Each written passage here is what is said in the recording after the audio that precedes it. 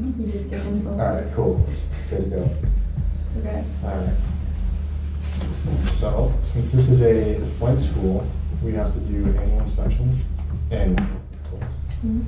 then we do phase inspections, 100 hours, but we do them quarterly, so every 25 hours. And we go through here. Is that for annual and for 100 hour, or just for 100 hour? What do you mean? Do we have an annual inspection separately? Yeah, that has to be done by a rated AP. Okay. You can show me that later then. Okay. So this is, you'll see that this phase, the second phase, is progressive phase, was Mhm. done on November 16th. And the one prior to that was done on November 2nd. How often are the phases done? It should be every 25 hours. If it's a 100-hour total, so they're broken up into 4 sections. Okay. So, yeah. You said there are 4? Yeah. Is there a time limit for how? You can go 10 hours and beyond, but only if it's like, if you fly somewhere and you have to fly somewhere else back Okay. to get it fixed, but you have to get a flight permit to do so. So is there a time frame that all 4 need to be done?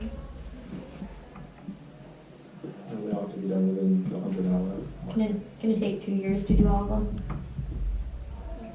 No, because we have to do an annual as well.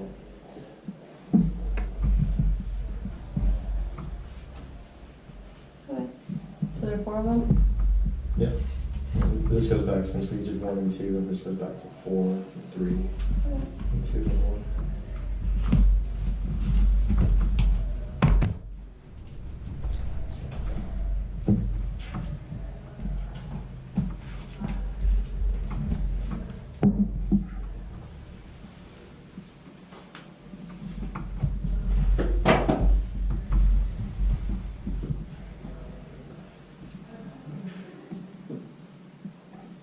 So we also make sure that ADs were compliant with as well. And these numbers. Make sure that they're timed out. Which log is this one? This was the aircraft one. Okay. Just let you know, I'm going to get out the logbook as well. So the aircraft log is the only one with the phase? No, they all have progressive phase checks throughout the aircraft. So you can look, you can look through the whole maintenance logs, and we'll have the phases on all of these logs. They're just different sections. Okay. Is there anything else we need to check? Besides the maintenance logbooks, propeller, engine, and aircraft, we need to check if it's airworthy. We still need to go outside the aircraft and check the documents. Make sure all it's plied and whatnot. Okay. Are these all the inspections that we need to look at? We need to make sure that the ELT is taken care of, and the PO static. Where can we find those? Somewhere. Still really familiarize myself with all this.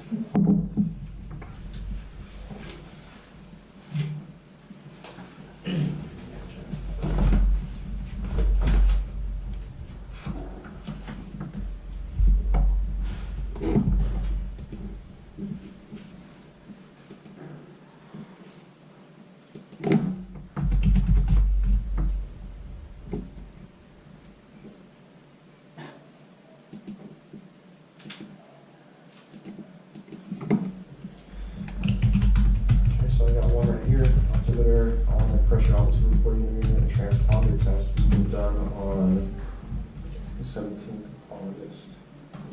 Okay. Yeah, those are done every 24 calendar months. Okay, so when is it next due? That would be August 31st of 2019. Okay.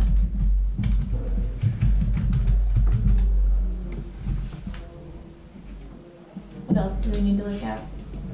The ELT and the ELT battery. ELT was replaced. ELT battery was replaced on February. It's due February 2020. So it was replaced February this year. What's the difference between the ELT and the ELT battery? The ELT battery, ELT needs to be replaced at 12 calendar months, but the ELT battery needs to be replaced when it's been used for 1 consecutive hour or 50% of its useful life. What if we do 30 minutes and then another 30 minutes? Yeah, it still needs to be replaced. Right. So, You mentioned ADs, what are those? those are aircraft directives. I like to compare them to like when a car company sends out a recall. So I need to comply with them. Sometimes they're one time when it's something that the manufacturer's discovered is like, it could be catastrophic. It needs to be complied with, or it can be recurring, something that needs to be checked every so often. Okay. How do we know which ones apply to us?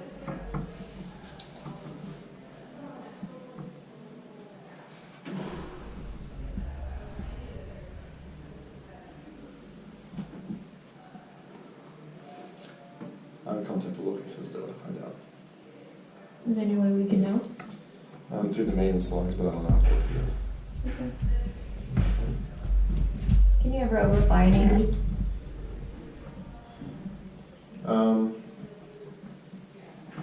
If an AD needs to be complied with, you need a special flight permit to go get it complied with. But you can't do it like, it has to be a very specific flight. Okay. So what else do we need to check to see if the aircraft is airworthy? What did you mention before? AOT transponder, 100-hour inspection, pitot system, aircraft registration, annual, and if it's for IFR, we need to do it VOR checks every 30 days, but we're not IFR, so. Okay. So given that the inspections are completed, is the aircraft airworthy? No, we have to go out and check the aircraft physically first. Okay, what are you checking for? It's just a pre-flight, make sure all the documents are in there, make sure there's nothing missing, make sure that everything in accordance with 91.205 or 215, whatever else, Okay. is there and properly working. What documents do you need? We need the aircraft registration, airworthiness, weight and balance data, and the operating handbook, as well as placards and markings. Okay. Markings for what? There's all kinds of stuff. There's like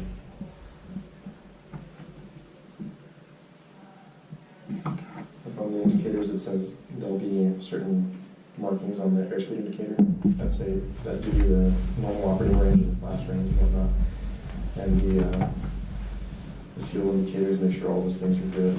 And then, like for instance, on top of the wing, the fuel filler cap has a placard there as well.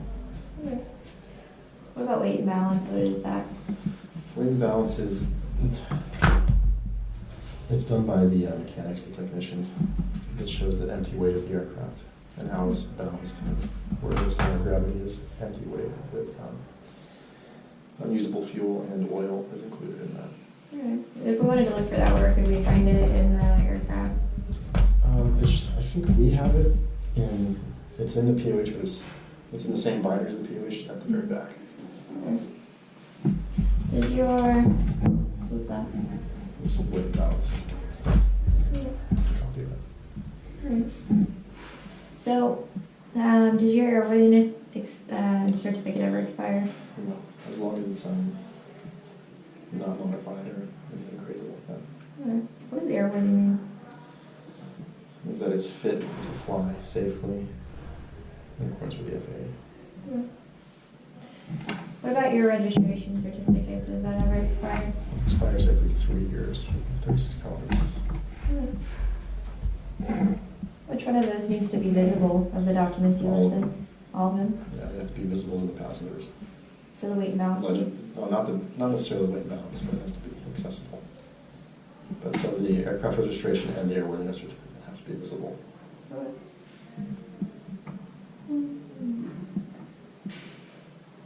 So, well, looking at the aircraft, it seems like a placard is missing. How can you tell? I can go through the POH, and if you can just see that something was there and it's kind of chipped off, that'd be pretty obvious. Okay. So we're in the POH. Would you like to see?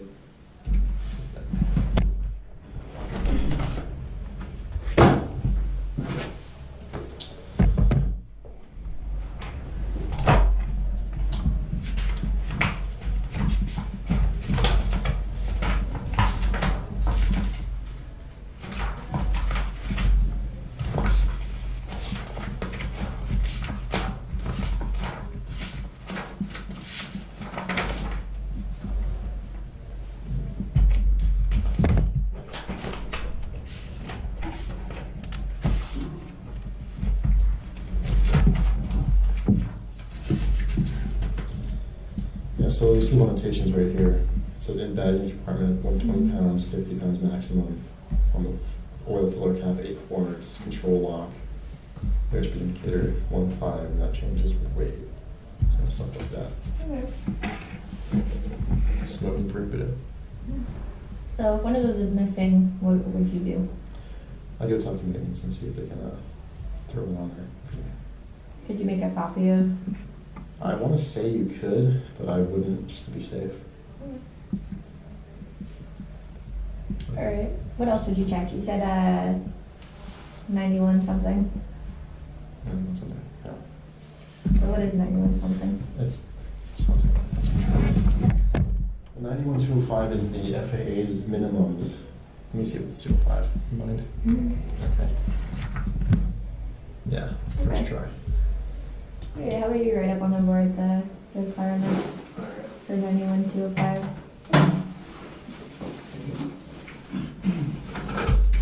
The day.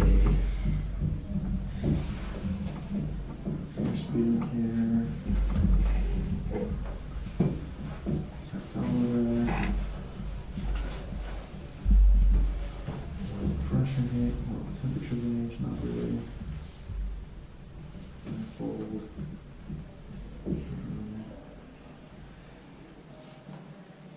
Collision light.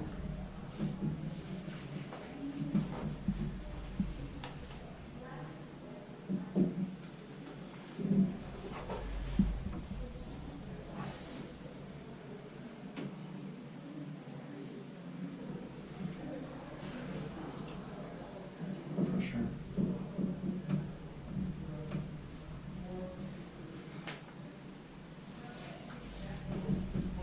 Fuel gauge. Finding your position.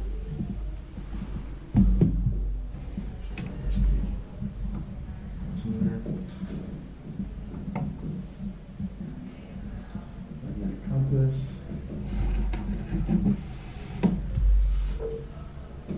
BLT, and then seatbelts. I got a phone friend who wants one.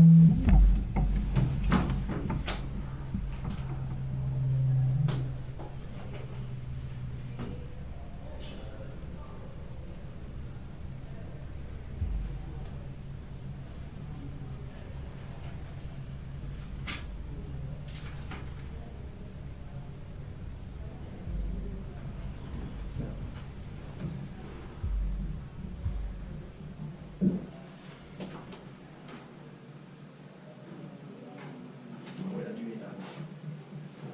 Good. Alright. So why are some of those crossed out? This one's for an altitude engine, this one's for a liquid cooled engine, and this one's for something that has a retractable engine gear. Good. What's an altitude engine? Something designed for where the air is less dense and then it's turbocharged. It'll compress the air to sea level even though you're at altitude. Good. How's our engine cooled? Air cooled. Okay, what about nighttime? Alright. Fuses.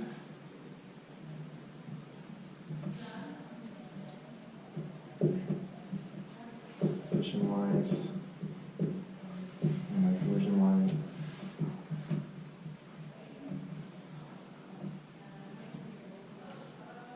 Source of power.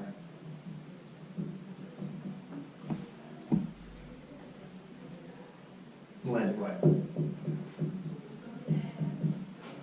Good. Where are fuses? There are circuit protection devices, like circuit breakers. Good. They burn out once in a while, they have to be replaced. Do we have fuses? We do on the buses, on the battery buses, Okay. 30 amps. So do we have to keep fuses with us then? I would. Legally, do we have to? Yes. Why are anti-collision lights written twice? Sometimes it's redundancy. Redundancy? Oh, well, I can only think of when I was in the military, anti-collision lights were a different color at night. They were red at night and white during the day. So maybe it's something to do with that. Okay. So the stuff on the right side, is that all you need for nighttime? As far as the FAA goes, yeah. So there's only 5 things? That you need- And these, Oh, of okay. course, Okay. yeah. What do you mean by source of power? Is that the engine? Source of power is either alternator or battery. Yeah. Those are both generating power, but one is generating a variable story. So which one is the, or what they're talking about here? Both. Both? Yeah. I wouldn't go flying if one of those is out. That's the thing. Alright, so let's say that you walk out to the airplane, you're doing your free flight, you're gonna fly up to Oxnard during the day, and then your passengers wanna fly back at nighttime. So you go out and you do your free flight and you discover that your landing light is missing. It's just gone. It's just gone. Yeah, Yeah, it sucks. what are you gonna do? You could probably fly during the day and then just go to a hotel, fly back. Okay. No, I talked to maintenance about it and have them replace it, swap it, and get it signed off. Could you fly up during the day if you wanted to? I could, but I need to make sure I get it placarded and pull the circuit breaker for the landing line. What if there's not a circuit breaker? Does everything have a circuit breaker? I mean, not. I don't know if the landing line actually has one or not. It might end up being with lighting in general. If not, then I won't fly it. Okay. What if you, so everything looks good on your pre-flight, all the documents, the inspections are done, the equipment looks fine, you start to taxi out, and during the taxi, your attitude indicator starts spinning. Cruising? Yeah. And then I'm gonna turn around and get looked at. Okay. Is it required? No, it's not required, but I'm not gonna take off like that. Okay. Could you if you wanted, or if you wanted to, If would I it be wanted illegal? to, no, I have to turn around anyway. Why? And get looked at, because it's spin around. Would it be legal for you to take off with it like that? No, it needs to be placarded, Okay. so. Alright, is there anywhere else you need to look if you're deciding if a piece of equipment is required or not? Yeah, you can look in the